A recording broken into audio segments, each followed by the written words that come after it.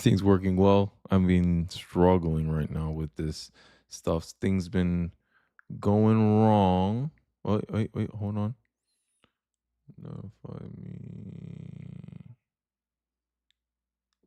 Okay, I think I'm back. So yeah, I got weird things going on right now. Hopefully the live stream goes off without a hitch. So I want to start off the live stream with Donald Trump's first month in office. So it seems like, and I'm frozen again. I don't know what's going on today, guys. My internet ain't so good today. I don't know what's going on. It's picking and choosing when it wants to actually work, but I think we're okay now. So Donald Trump recently slammed the Maine governor over his executive orders on women's sports. Now, first month in office for Donald Trump has been an eventful one. You know, you got federal judges out here trying to block him. Uh, the DC establishment is panicking over his picks. We got RFK in, got Tulsi Gabbard in. It's just not looking too well. And I think this exchange perfectly sums up Donald Trump's first month in office, right? Not taking any BS, going down his agenda, not letting anyone go and get in his way. And I think this is the kind of Trump many people expected, and many people feel like Trump exceeded their expectations of him. But I digress. I want to take a short pause so you guys can hear this exchange between him and the Maine governor, the governor of Maine, and see how this all turns out. Let's take a look. The NCAA has complied immediately, by the way. That's good. But I understand Maine. Is the Maine here, the governor of Maine? Yeah, I'm here. Are you not going to comply with it? I'm complying with state and federal laws. We are the federal law. Well, you better do it. You better do it because you're not going to get any federal funding at all if you don't. And by the way, your population, even though it's somewhat liberal, although I did very well there, your population doesn't want men playing in women's sports. So you better comply because otherwise you're not getting any federal funding. See you in court. Every state, good. I'll see you in court. I look forward to that. That should be a real easy one. And enjoy your life after governor because I don't think you'll be in elected politics. Yeah, I think RFK was in there too. He's sitting in the front. But this is the kind of energy Donald Trump is coming with his first month in office. And I like it. I think that I like it. Hapless reporters dies inside as Stephen Miller delivers masterclass monologue highlighting Trump's first 30 days in office. And as Stephen Miller goes through his monologue, I want you guys to sit back and think, is this something that I like or dislike? Is this something that Democrats should like go along with or not go along with? Because a part of me is always thinking that the media, the Democrats, they're trying to find any way to smear Trump or paint Trump in a bad light, put him in the wrong side of the issue. But it's very impossible for them to do that.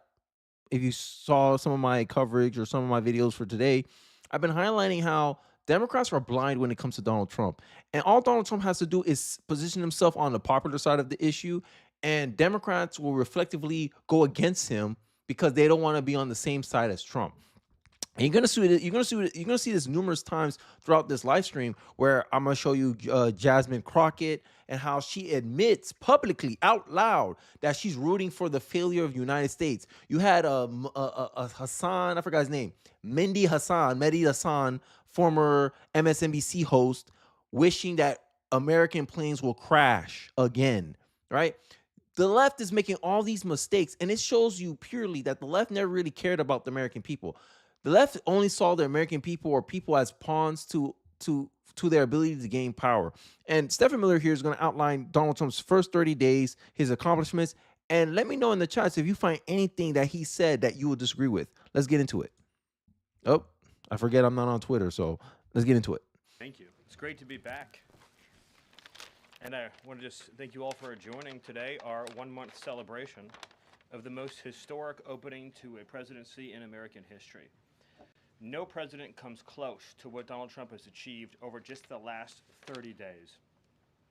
He has packed 8 years of transformative action, restoring this nation restoring our laws, restoring fairness, restoring economic opportunity, restoring national security in just 1 month. No one in this country has ever seen anything like it. And when you look at the consequentiality and the significance and the transformative nature of the actions he's taking, it truly defies description. For example, in just one area, this nation has been plagued and crippled by illegal discrimination, diversity, equity, and inclusion policies. It's strangled our economy, it has undermined public safety, it has made every aspect of life more difficult, more painful, and less safe. He has Now, as you guys know personally, DEI, racism under new management, you got that. Who can disagree with that? Who can disagree? Like, hey, DEI played a part into why there wasn't enough air traffic controlmen there available to properly manage that situation, right? And then 2023, during Biden's administration, he had historically high amounts of near misses because we all know that DEI distracts from merit. Everybody and their mama know this.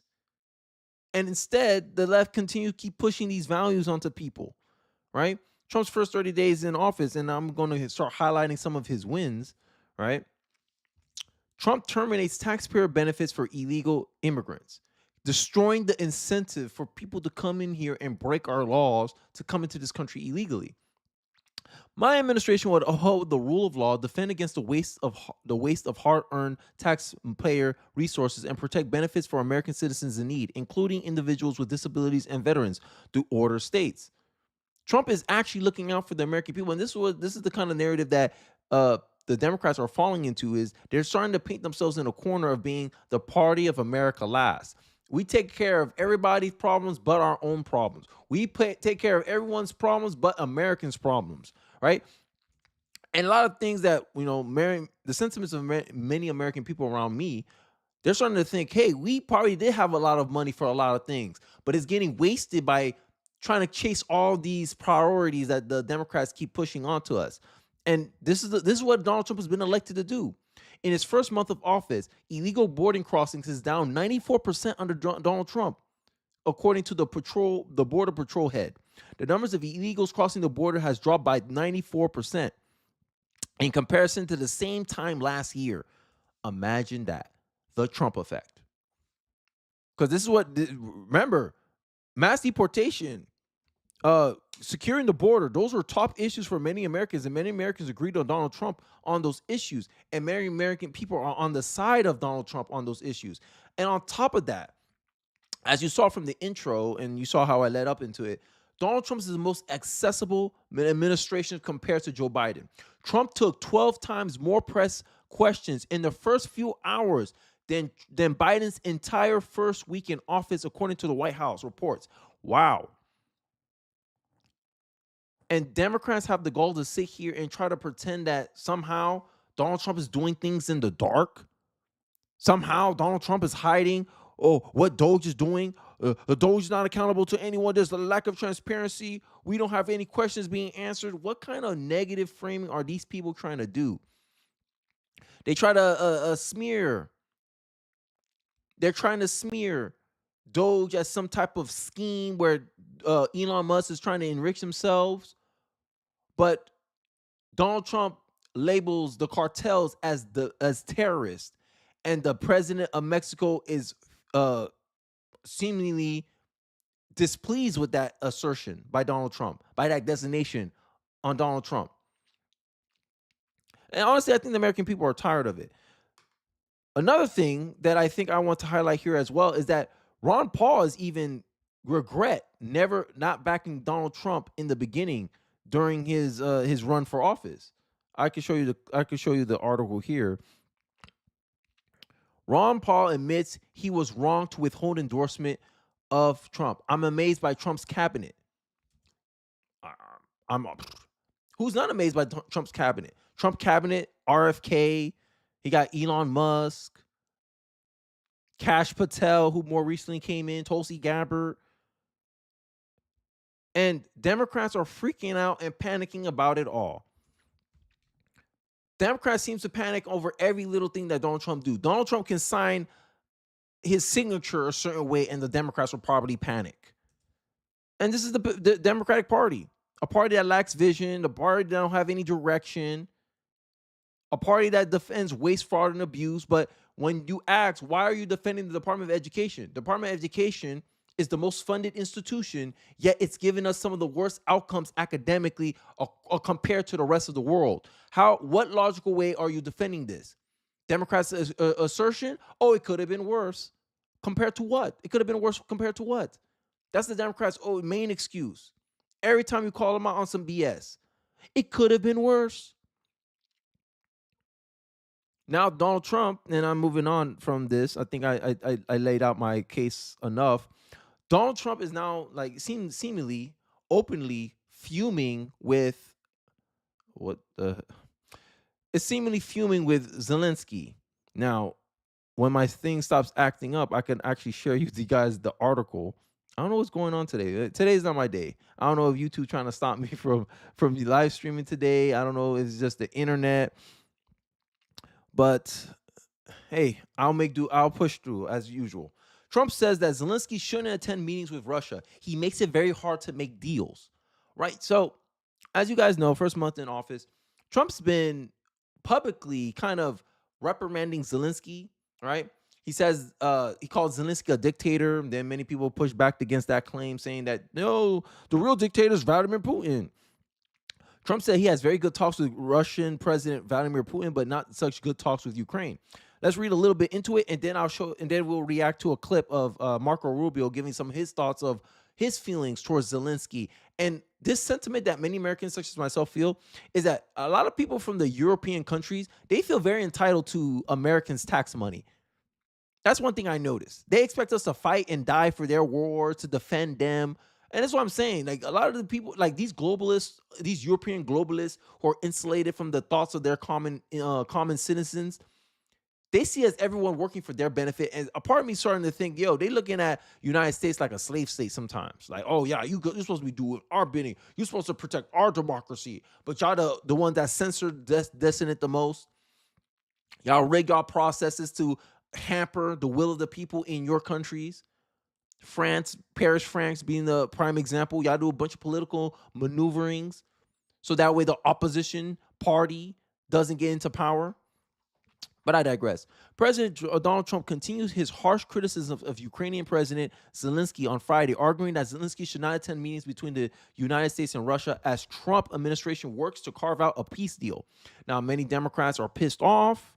They're crying foul. They're saying, oh my God, Donald Trump is a Russian asset,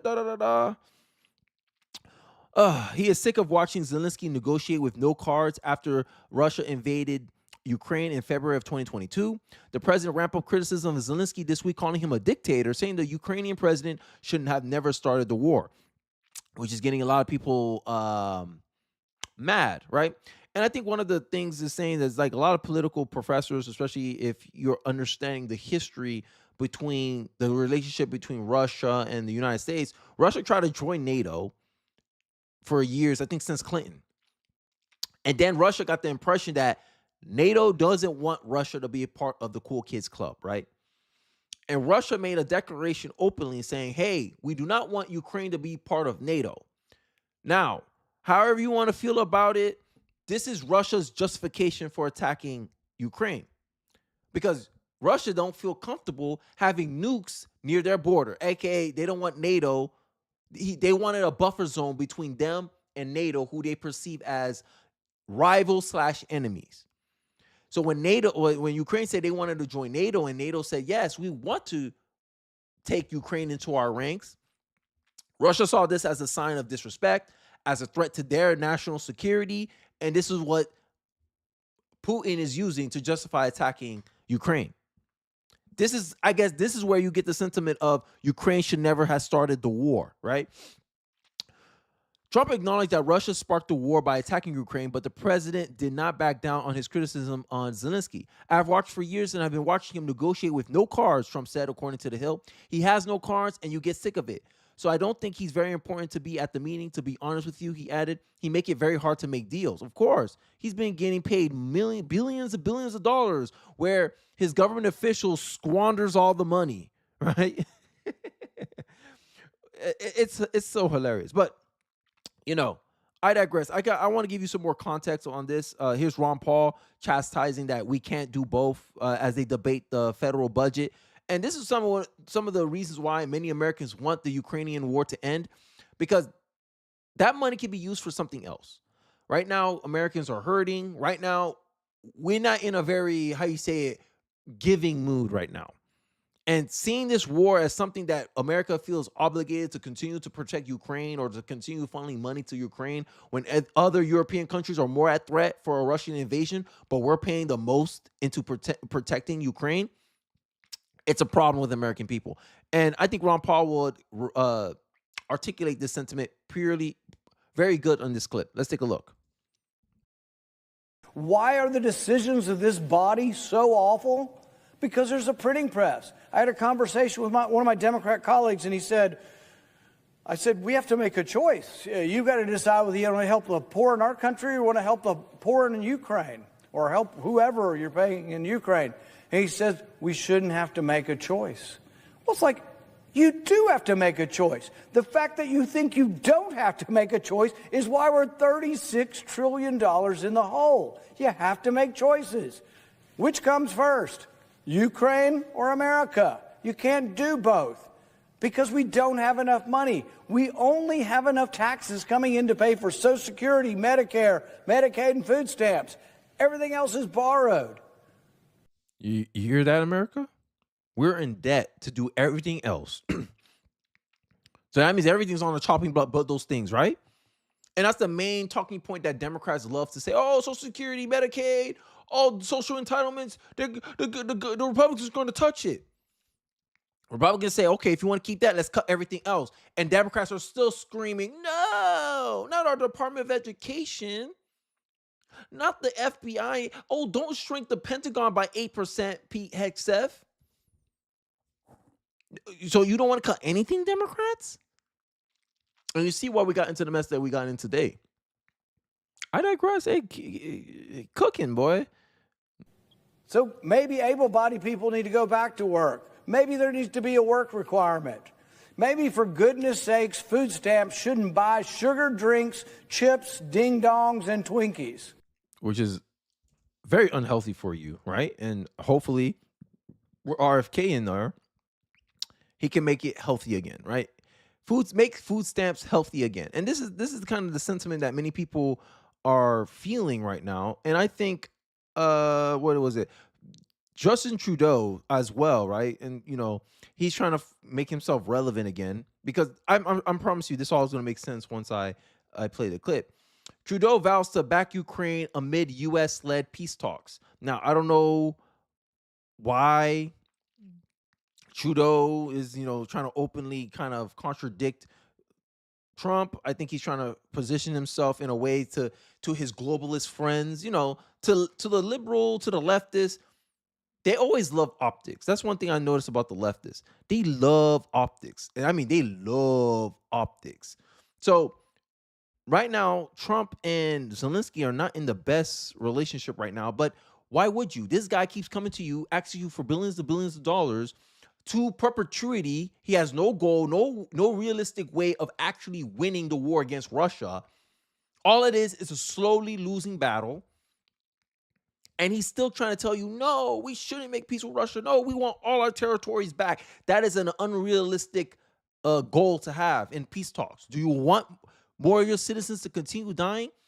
And this is where Donald Trump keeps talking about that Zelensky has no cards, and American people are right behind him. Zelensky, you got nothing, bro. You're not in no position to be demanding more money for America. You ain't no position to demand territory back. And Trump, and looking back in history is 2020, is that if you had just gotten to the peace talks initially in an earlier offset before you let Biden tell you not to take any peace deal with Russia, you would have kept more of your territory. Now you're in a worse position. Make it make sense. You squandered all the U.S.'s money. You barely hanging on by a thread. You're only able to just play defense. Sure, you made Russia look bad, but at the end of the day, it looked like Russia wasn't even trying to get your territory.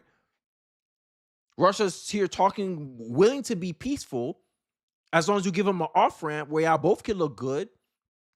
But Zelensky wants to play hardball because Zelensky, he's incentivized to keep the war going, because this is one of the commentaries of why Trump called Zelensky a dictator, is the fact that Zelensky, as long as the war is going on, he doesn't have to hold an election, because that's, in the middle of war, you don't want to create instability by bringing in a new person in the midst of this chaos.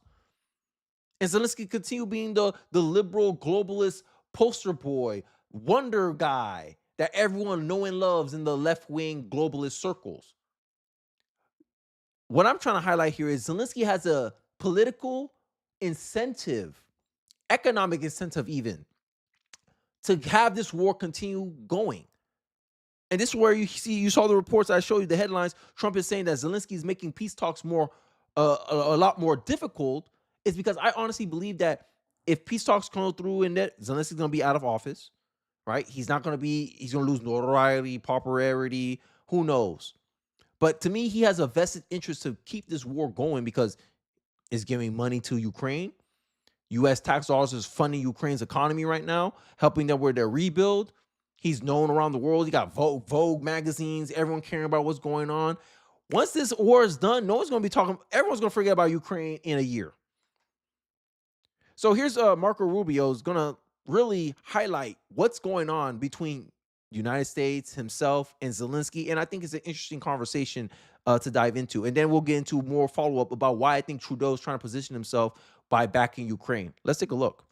When President Trump posts that President Zelensky is a dictator without elections, what are you thinking? I think President Trump is very upset at President Zelensky, and in some cases, and rightfully so. Look, number one, Joe Biden had frustrations with Zelensky. People shouldn't forget it. There are newspaper articles out there about how he cursed at him in a phone call because Zelensky, instead of saying thank you for all your help, is immediately out there messaging what we're not doing or what he's not getting. I think the second thing is, frankly, I was personally very upset because we had a conversation with President Zelensky, the Vice President and I, three of us. And we discussed this issue about the mineral rights. And we explained to them, look, we want to be in a joint venture with you, not because we're trying to steal from your country, but because we think that's actually a security guarantee. If we're your partner in an important economic endeavor, we get to get paid back some of the money the taxpayers have given, close to $200 billion. And imagine getting $200 billion to this guy. Then you ask him, hey, we want to be a partner in some mineral that's highly valuable where we can have a possibility of recouping some of the money that our taxpayers have lent to your country. And this is what I'm talking about, where a lot of these European Union type countries, they're starting to come across entitled to the American taxpayer, right? And there was this African leader, I forgot where everyone was making a hoopla about Trump freezing foreign aid. And the African leader was like, yeah, that's the Americans' money. We got to figure out what we're going to do because that's their money. We can't sit here expecting them to just give us their money at their expense. That makes no logical sense. And this is how the European Union kind of operates. And this is why I'm a little turned off by globalism right now. If someone say I'm a globalist, I'm a world citizen, I'm looking at you funny. Because this is where this mentality leads to. You feel entitled to other people's labor. And this is why I'm saying that a lot of these European countries, as American taxpayer, I feel like you guys see Americans as slaves. You want to denigrate us, make fun of us. Oh, stupid Americans. Oh, arrogant Americans. Yet y'all living off of our money. Make it make sense. And then when we try to recoup the cost, you giving us a side eye? Huh? I digress. Let's continue. Because hearing this conversation is making me mad.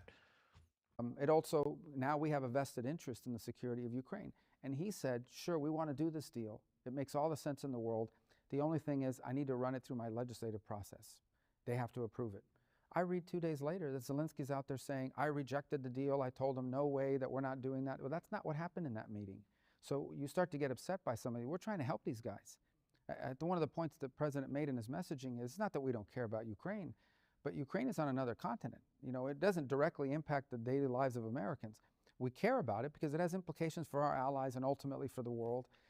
There should be some level of gratitude here about this. And yes. When you don't see it and you see him out there accusing the president of living in a world of... Yep. Like a spoiled brat. Zelensky comes across like a spoiled brat. And Justin Trudeau saying he's backing Ukraine comes off as an enabling parent that's scared to discipline his child. That's how it comes across to me as an American taxpayer. Ridiculous. disinformation. That's very counterproductive. And I don't need to explain to you or anybody else. President Trump's not the kind of person that's going to sit there and take that. He's very transparent. He's going to tell you exactly how he feels. And he sent a message that he's not going to get gamed here. He's willing to work on peace because he cares about Ukraine. And he hopes Zelensky will be a partner in that and not someone who's out there putting this sort of counter messaging to try to, hustle us in that regard. That's not going to be productive here. Yeah, exactly. And this is why sentiments about the Ukraine war is waning in America. Because we see Zelensky as nothing more than a war hustler. The same way that a lot of these black Democrats, When they President hustle Trump race, posts that President Zelensky is hustles a sympathy dictator over the Ukrainian people with war. This is what he's doing.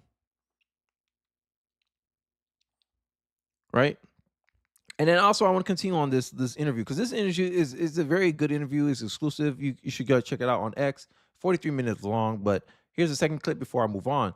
And this is the Trudeau stuff, right? So you see the left-wing media, liberals, they're talking about how Donald Trump wants to make Canada a 51st state when everyone and their mama know what the conversation was. But Rubio here, he articulates it. He puts it up in a very good way of highlighting exactly what happened and giving you like a detail by detail a recollection of what led up to Donald Trump saying that famous phrase, Canada should be a 51st state. President Trump has talked about expanding the U.S. footprint. In a hot mic moment, Canada's prime minister said that absorbing Canada is a real thing. Is it a real thing? Look, you know how that came about? President's meeting with Trudeau, and Trudeau says, well, if you even out our trade relationship, then we will cease to exist as a country. At which point the president responded very logically, and that is, well, if you can't exist without cheating in trade, then you should become a state. That was his observation. That's how it started. It is how it started. And I think he's told the story publicly. And that's how all this began. Look, Canada's our friend. Canada's our neighbor. Canada's our partner. But it goes back to the point I made. For decades, the United States allowed uneven trade imbalances to develop. It makes no sense to me, right? You say you're our ally. You say you are our partner. That's equal. You can stand on your own. Is that, hey, we both benefit. It's a win-win situation, it's a win-win relationship. And right now, many Americans, because of Donald Trump highlighting this, many Americans found out that, we take unequal deals. For what? To help enrich politicians at our expense? Hell no. This is what American First is all about. Hey, we want equal treatment. Hey, we want equal arrangement. We want win-win negotiation, win-win situations, or at least us being at top. And the fact that Canada's saying, if you even out our trade deals, we will cease to exist as a country. And Donald Trump saying, well, I guess you have to become a 51st state then, because if you can't survive without cheating us in a trade deal, then you shouldn't cease to exist. And you have the goal to call yourself an ally? I want to call you guys a pariah, but it seems more likely that you guys are dependent on the United States of America and you're pretending that you're an ally. Because what does the United States get from Canada? Yeah, we got oil. Yeah, we got energy. Yeah, we got all that nice stuff from them, but that's a convenience. If push comes to shove, America can develop it on its own.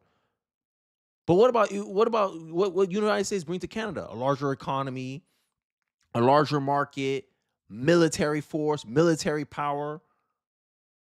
You got us behind you like a big brother. If anyone mess with Canada, they mess with us.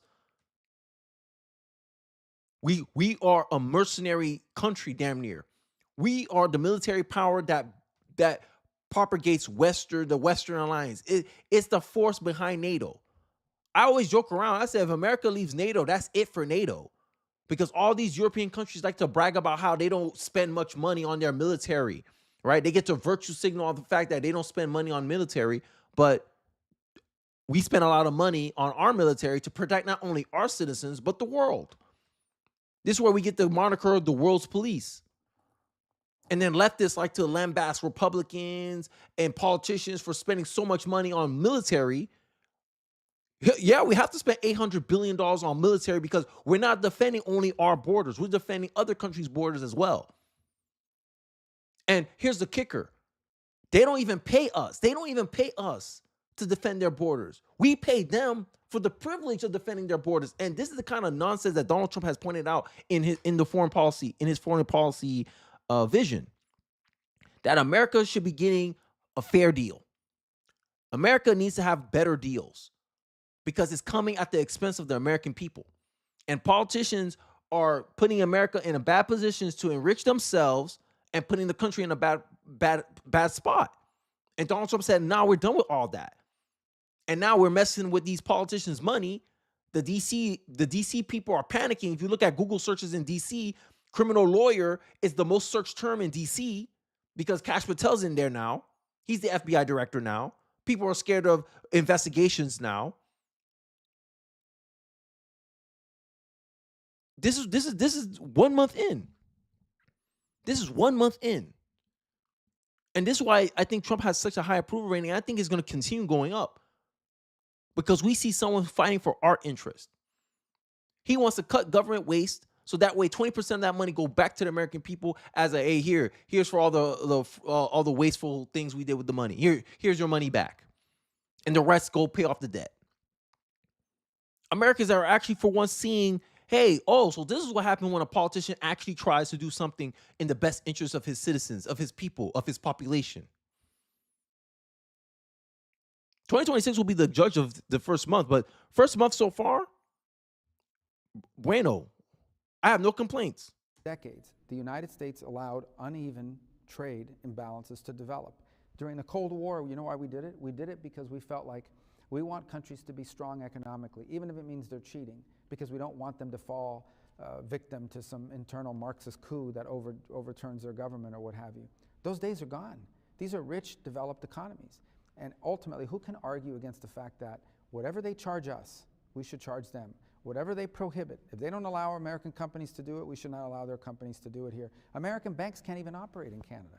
So there has to be reciprocity here. We can continue to work together on all kinds of things, but whether it's Canada, Mexico, China, anybody else, when it comes to economics and trade, there has to be reciprocity, there has to be fairness. And who would argue, how can anybody argue against that? The days where we just allow countries to take advantage of us, that has to end. That's not good for the global order. That leads to imbalances that create friction points. That's the case with Canada. It's the case with a lot of countries who are our allies and friends. But on trade, we have an imbalance and it has to be dealt with.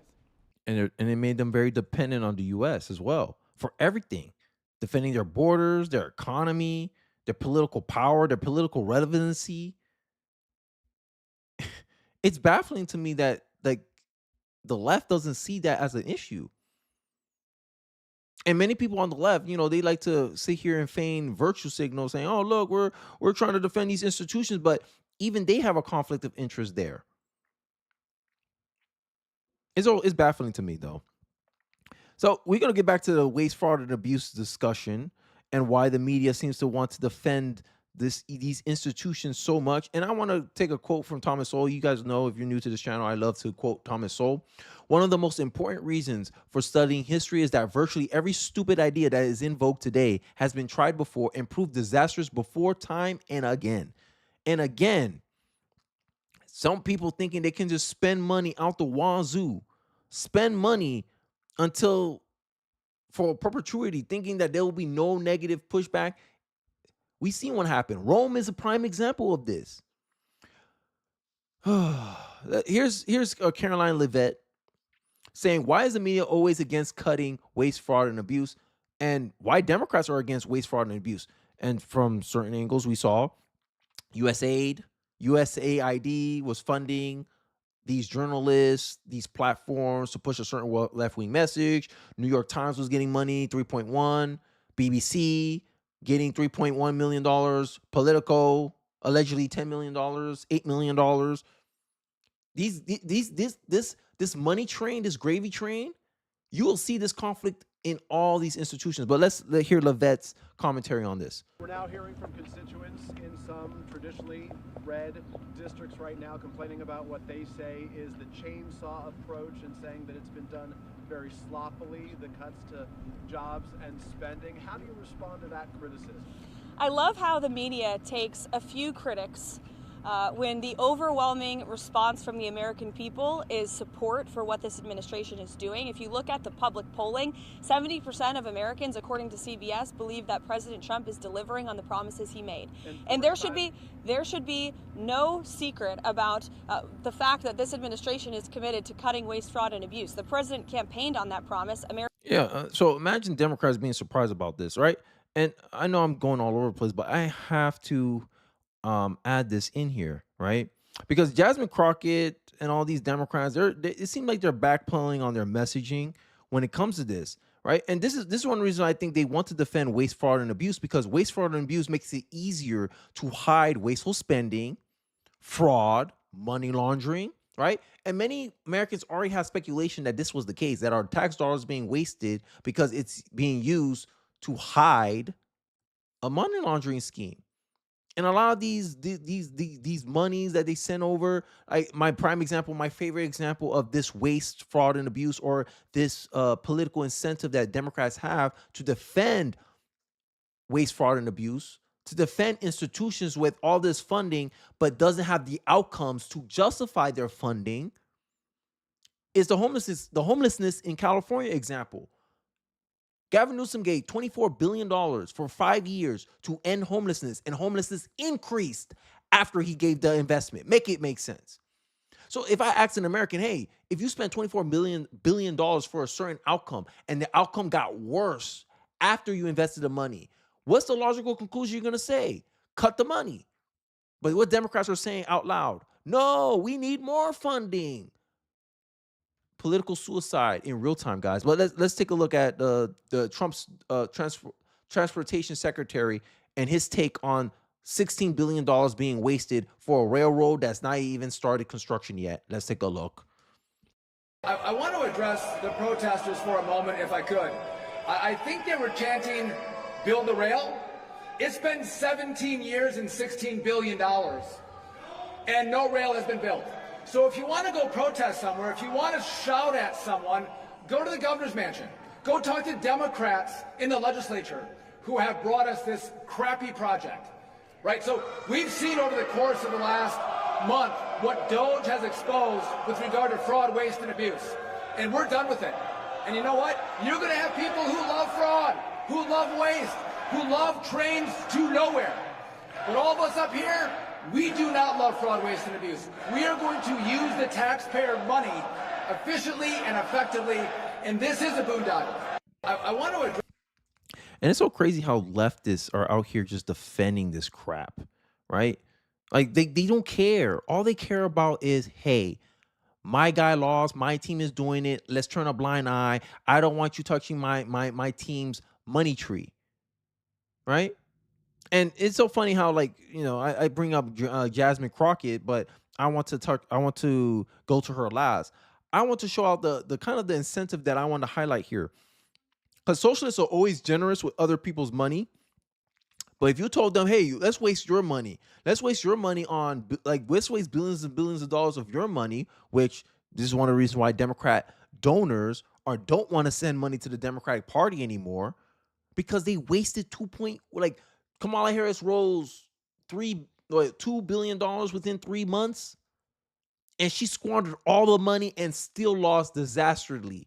And they think that they deserve it. Like, this is entitlement. Democratic Party are the party of entitled people, bro. I don't understand how you can justify that. You're getting billions of dollars to do what? To do nothing? It took 16 years, $16 billion, and you still haven't built a railroad? I don't know how long it takes railroads to get built. I'm being honest. I don't know how long that takes. But I think 16 years, you should at least see some progress on the roads. But you like I said in my earlier videos, education system that the Democrats vehemently defend, $850 billion for the Department of Education in the federal government, has dumbed down our people to the point where they only good for is chanting catchy political slogans. Build a rail. Build a rail. Then a guy tells you, hey, look, 16 years, $16 billion, and they still haven't even started the rail. Where'd the money go? They don't even ask that. They just boo him because he's part of the other team. Simpletons. Our education system has dumbed down many Americans to just think emotionally. And this is why I said, and this is why I'll stand on this position of mine. The left hates critical thinkers. But I digress. Let's get back into the video. $1 billion, $33 billion for Rosa DeLaRusso, Jerry Connolly, a lot of folks know him, $59 billion. And the leader himself, Hakeem Jeffrey, $91 billion. Look, to their state. In politics, money is power. If you're getting money for your state, you're making your constituents in your state happy. That's who's voting for you. That's how you keep your job. So when somebody comes along, and Elon Musk famously on stage yesterday with the chainsaw, the point is he's there to make big changes. But so you get the correlation. More money, more power, right? Hakeem Jeffries is the leader of the Democratic Party because he raises the most funds, $91 billion of federal money being granted to the state of New York. This is why they also dependent on the government. This is why they love big money. This is why they want more funding, because that's more opportunities for them to funnel the money back into their states, into their pocket, into their pet projects, right? The incentive currently being built is not to have funds to solve problems, but to justify having more funds. And the best way to justify having more spending, more funding, is finding more problems. And that's the incentive structure that we currently have in our politics today. And I'm going to show you after this clip, after I finish watching this clip, I'm going to show you a debate between a Democratic and a Republican congressman on talking about the taxpayer money and the perspective that each party is taking with that money. I think it'll be a fruitful conversation. So let's continue with this clip. folks who count on the cash flowing year after year hate it. Now, they're going to have good reasons why they like all these spending programs. No doubt they're out there saying it. But the point is, they don't want that system to change because that system works for them. I understand that they're going to get pressure from the stakeholders in their state. But when I'm talking with people, average day folks in the country, of all political persuasions, they like the cutting because they're wondering why they aren't receiving some of these funds. There's an intuition, and it's right. This money isn't their money, and it's not the government's money. It's taxpayer money, right? Every improper payment, every check that goes to somebody who doesn't deserve it, every check that puts somebody on dependency for the government, taxpayers know that's their money, and they don't want to do that. They want somebody looking out for this, somebody who cares about what we call the improper stuff. That's Doge. Exactly. Professor breaking it all down. Exactly. And you're going to see this conversation play out in real time. So I have this fascinating clip that I think many people should, I hope many people see this clip. It's a very important clip that I want to highlight here between two congressmen, one on the Republican side, one on the Democratic side, on Morning Joe. The philosophical difference is between the two parties. And I think, let me know in the comment section which side you agree with. There's a philosophical difference. Is it the government's money or is it the taxpayer money? I believe it's the taxpayer money, and I'm going to fight all day to make sure it stays in your pocket.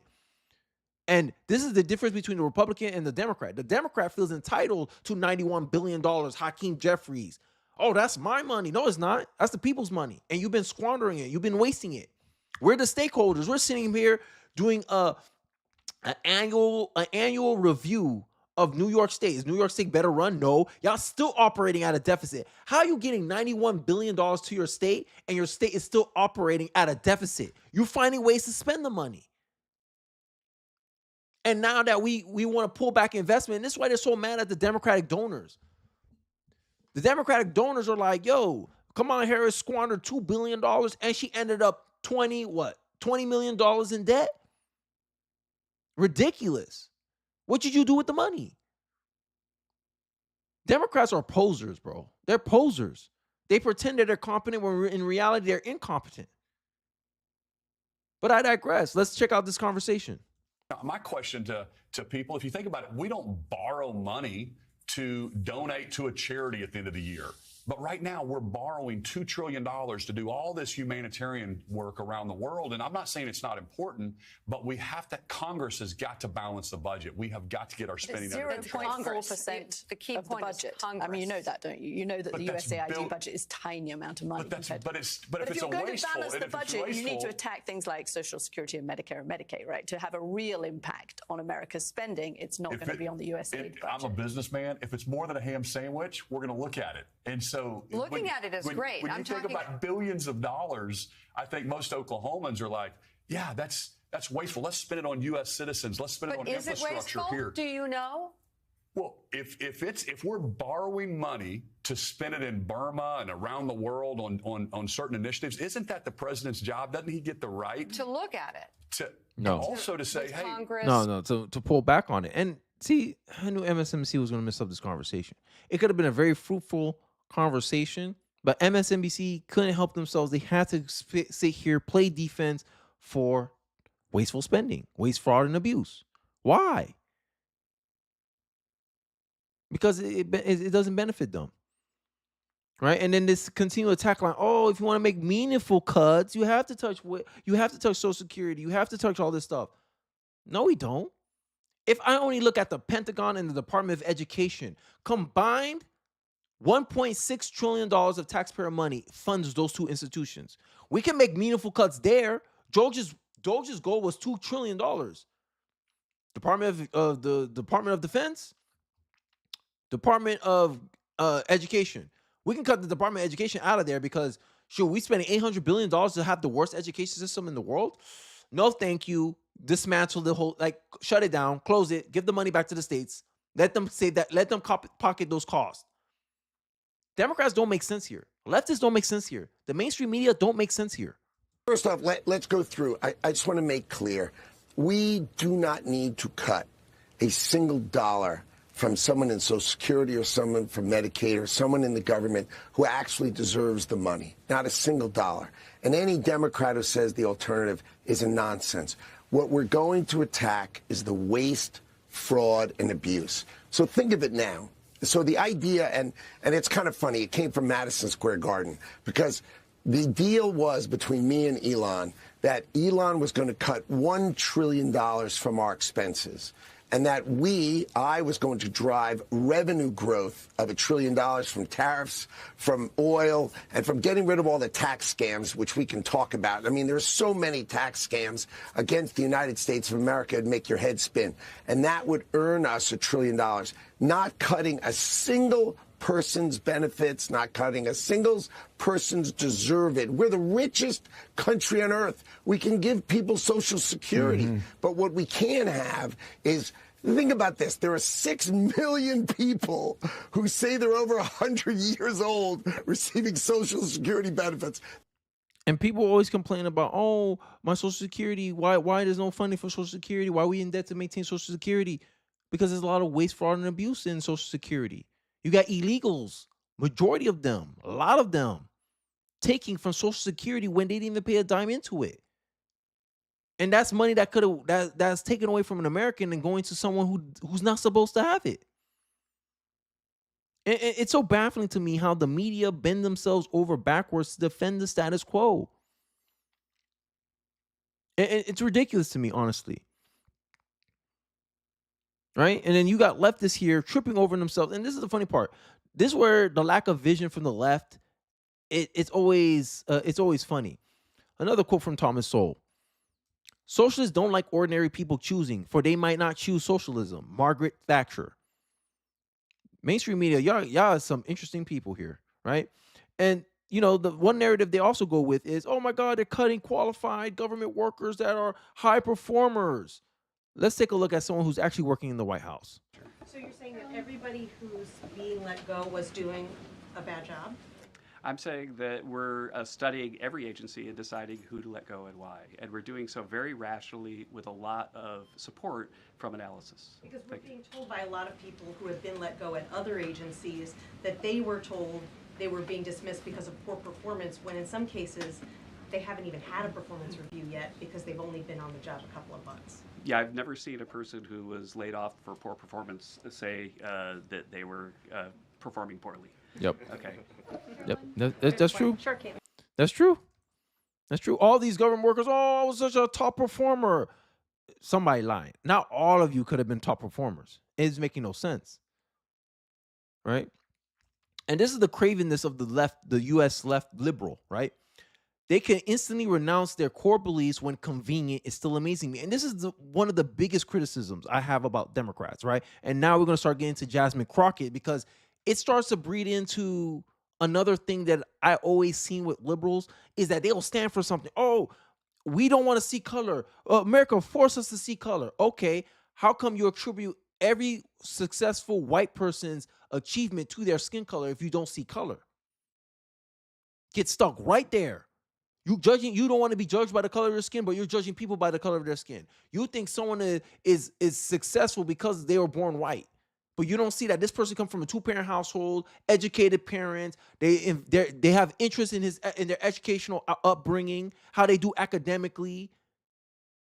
You don't see the behaviors that are attributed to the kid to having an advantage. All you see is skin color, and you attribute all their successes to skin color and all your failures to skin color. How you're not being racist? How you're not seeing color?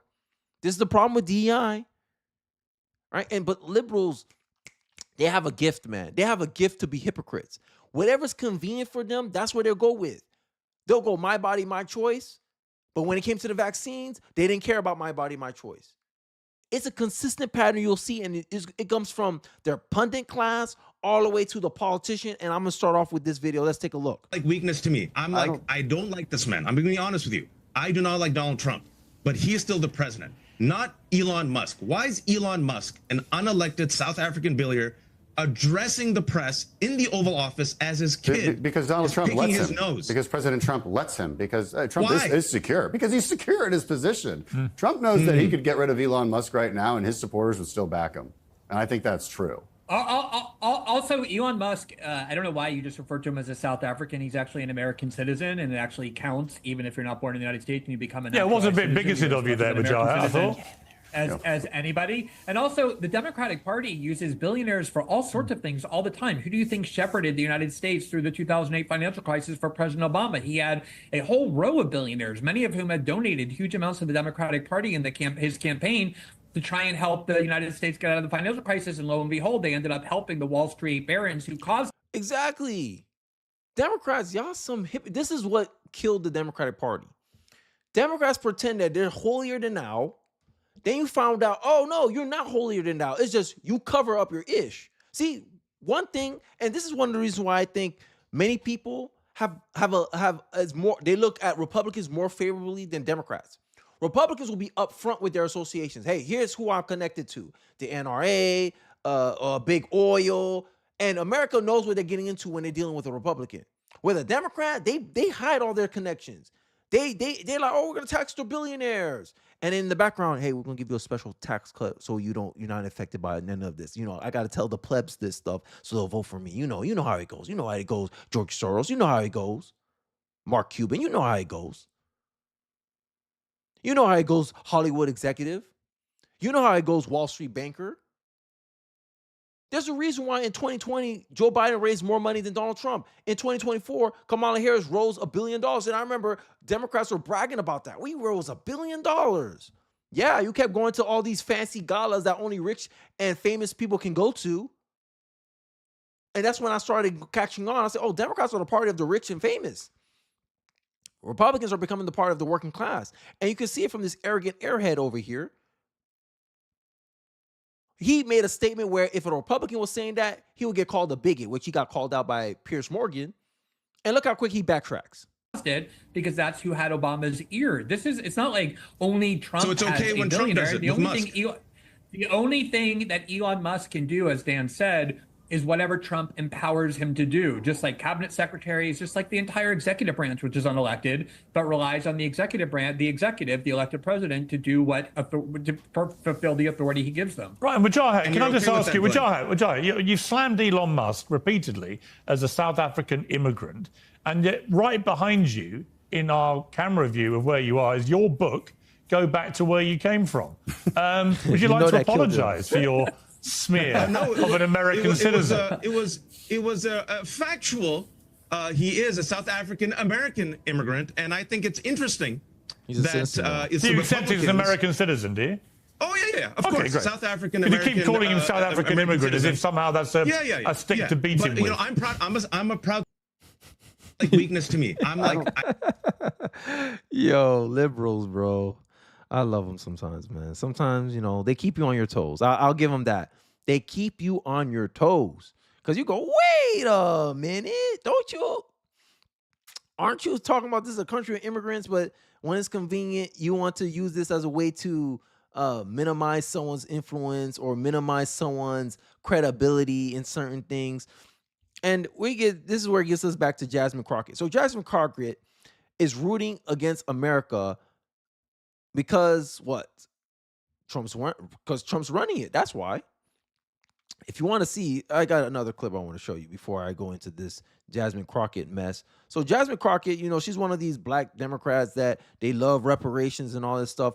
And hear her argument for why she is against her concerns about Doge.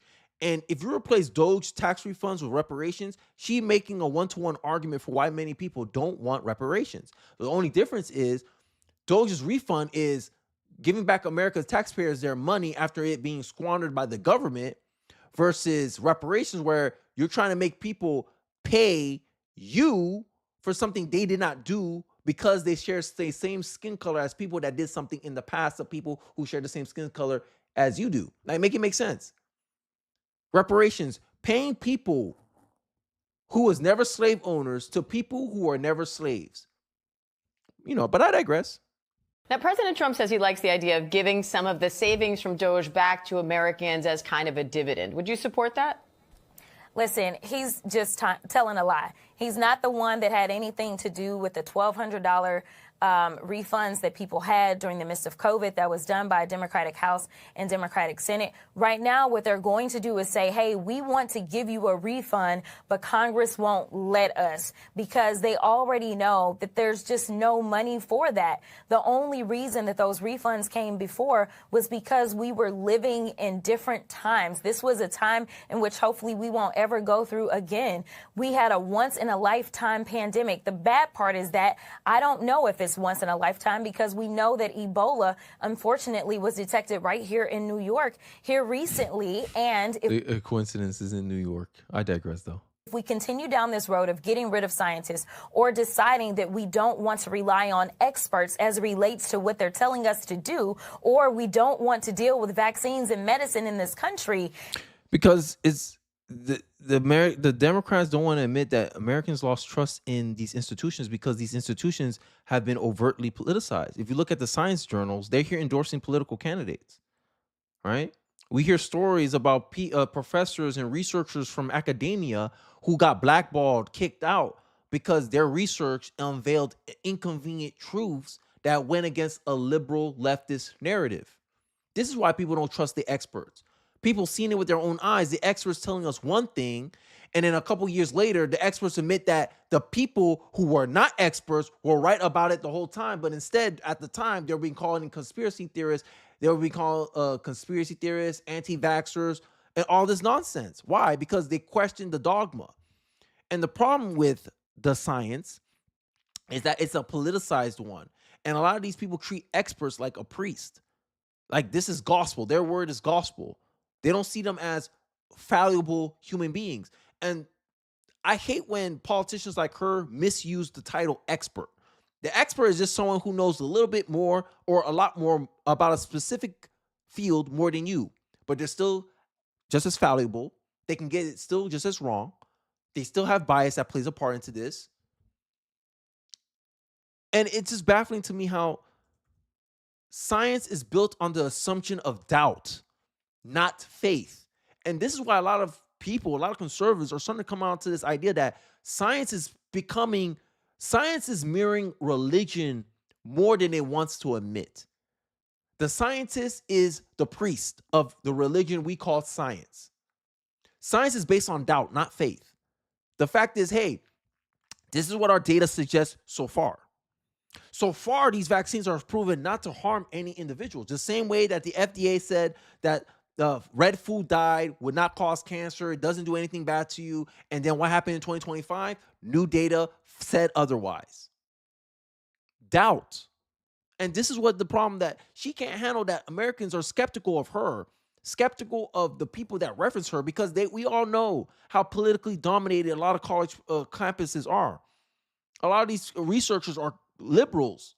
A lot of disinformation experts are liberals, leftists, politically dominated. And we know human bias can distort the methodologies and the process in which work we know your bias can play a part into cooking the books to push out a narrative that you want out there. Should I give an example? Roland Fryer, an economist from Harvard, put out a study that disproved the police bias narrative that the left loves so much. To the point now he had to have police with him because he was getting death threats. He had colleagues of him reprimanding him, chastising him for putting out that research because the research was inappropriate. He was called and warned by his colleagues, hey, I don't think you should publish this research paper because it's not the time for that right now. Huh? Doing things and releasing things that are politically convenient for them. This is our experts. This is how we got politicized science. And Americans woke up to this, and now she's mad. Because now she can't use these fields where it's ideologically dominated by her side as a way to position her argument in authority. This is the fallacy of authority. That, because people in power says something happened, therefore it is. No, it's not. But, I digress. Here's Crockett admitting out loud that she's rooting against America because her favorite person is in office now. I digress. Been the one to call it out. The fact that I'm rooting for Canada and I'm rooting for Mexico a lot is really wild. But they are really the ones that are speaking truth to power right now. They can see what it is, and they were like, we are not messing with this crazy regime from Mar-a-Lago, and basically calling them thugs. That's what it is. But I'm like, y'all knew who he was when y'all elected him. So don't act surprised. He's been the one. No one's acting surprised but you, right? And this is how out of touch they are, because Crockett, I don't know if she understands the position she's in or the position her party's in, but y'all on life support right now. Y'all the party that defends waste, fraud, and abuse. You rooting for Mexico, but Mexico is allowing these cartels to terrorize Americans at the border. And when Trump says, hey, we're gonna name these cartels domestic terrorists, the U.S. Mexico president is shocked. The president, however, is pushing against the U.S., designating 8 Latin American cartels and gangs as foreign terrorist organizations. She expressed concern that the U.S. military might cross the border to target those groups. That is something Defense Secretary Hegseth has not ruled out. The number of border crossings have dropped so much under Trump that federal agents now outnumber illegal crossers. The El Paso sector. Well, that's a good thing that Americans, that's music to my ears. There's more Border Patrol agents on the border than people crossing it. Under 100 people are crossing the border in El Paso sector.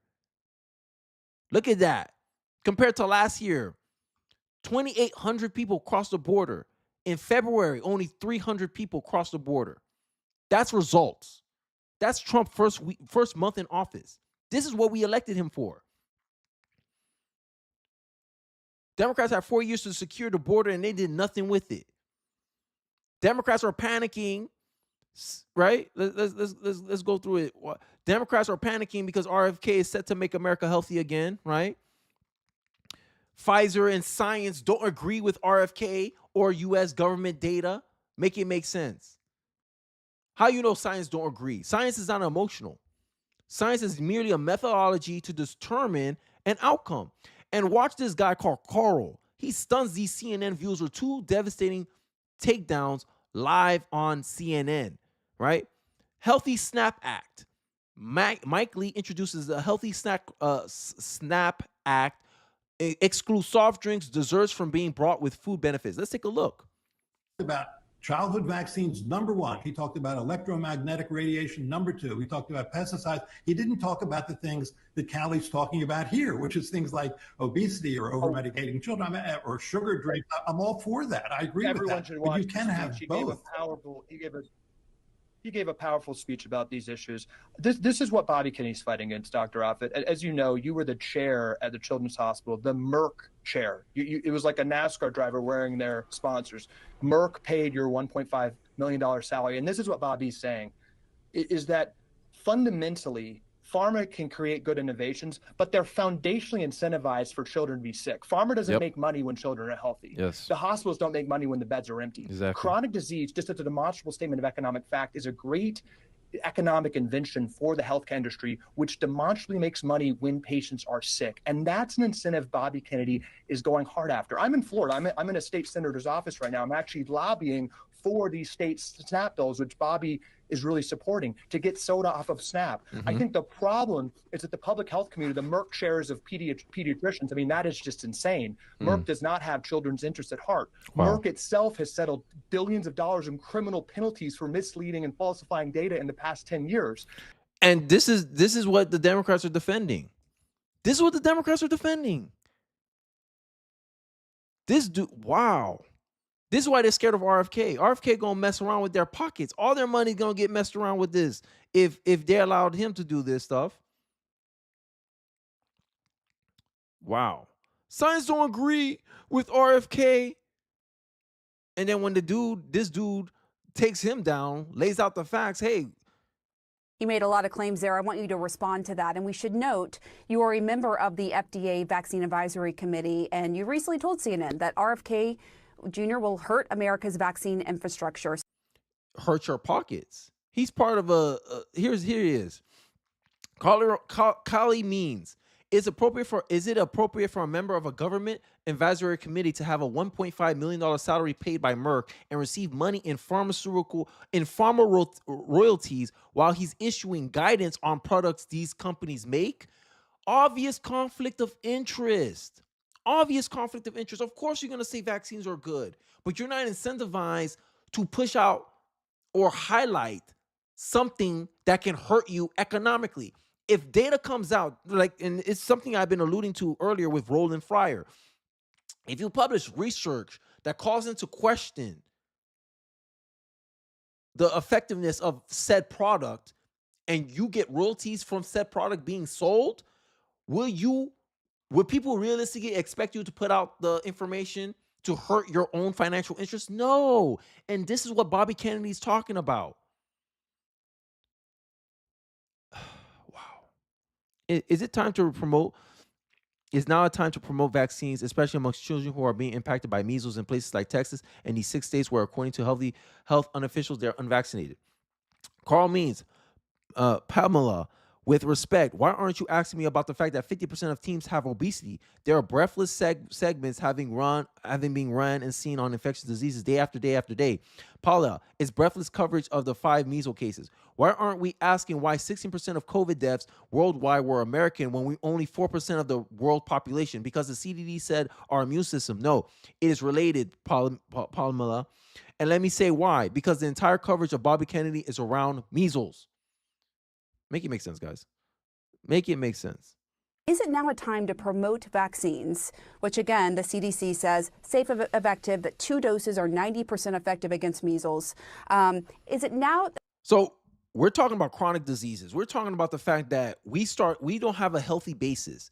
And these people keep pushing on cures that are manufactured by science. That's going to boost the bottom line of the pharmaceutical companies. When many are arguing that, hey, we just change our diet, we can fix a lot of the health stuff from the rip. We can prevent a lot of these health issues from impacting us from the rip, right?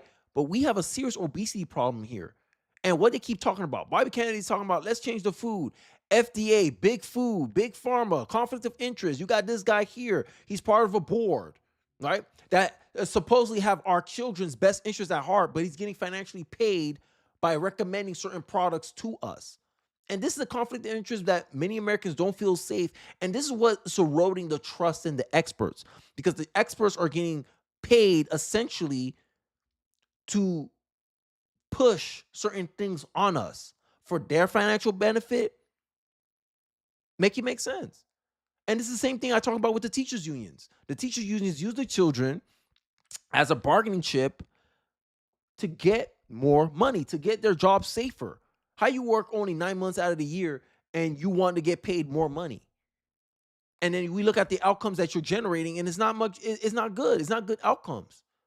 Our kids are not learning how to read at a proficient level. They don't know how to do math at a proficient level, but you want more money, teachers' unions?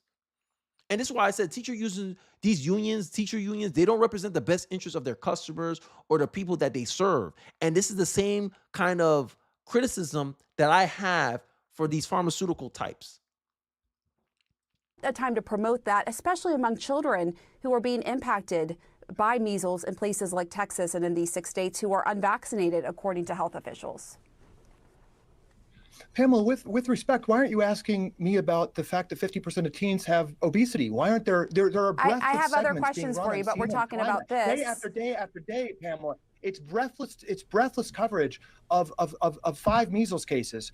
Why aren't we asking why 16% of COVID deaths worldwide were Americans when we're only 4% of the world population? Because the CDC said our immune system. No, it is related, Pamela, and let me say why.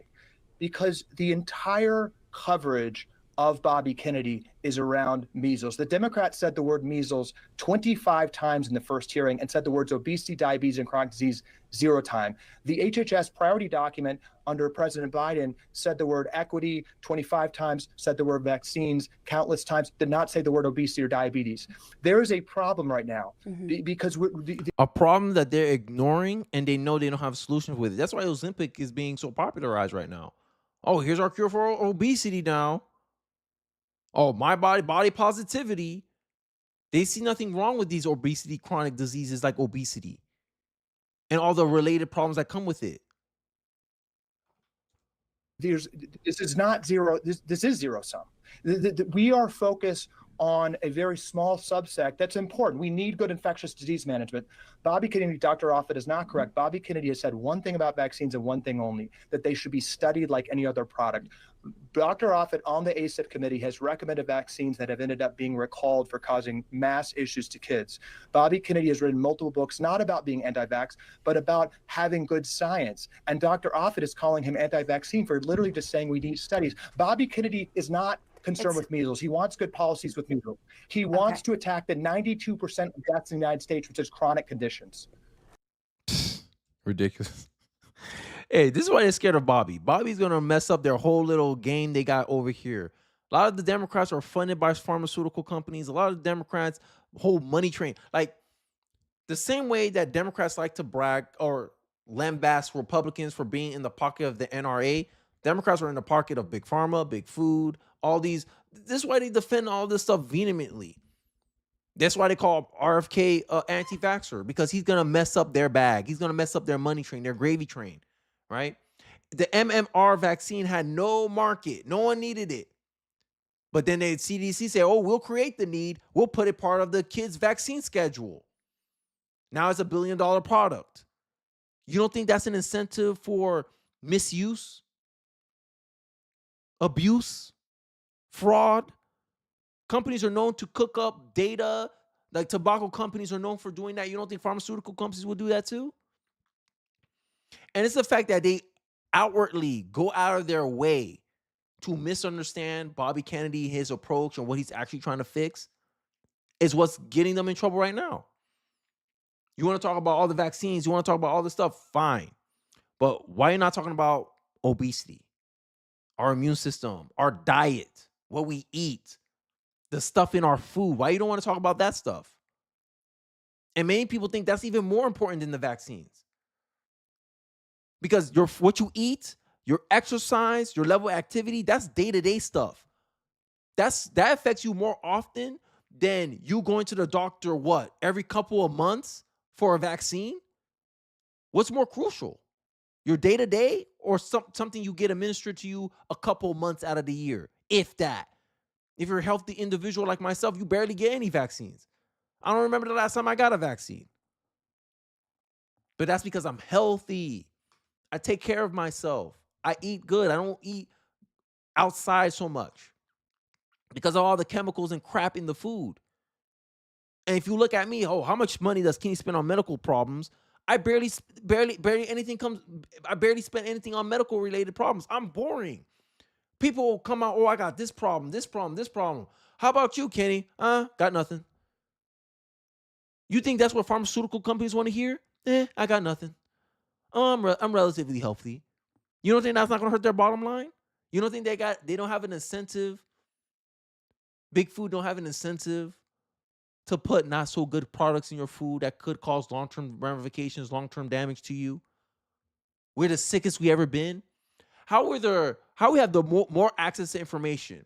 How is it that we communication is readily available in this day and age, yet we're sicker and more unhealthier than people in the past. Make it make sense. It don't make sense. But I digress.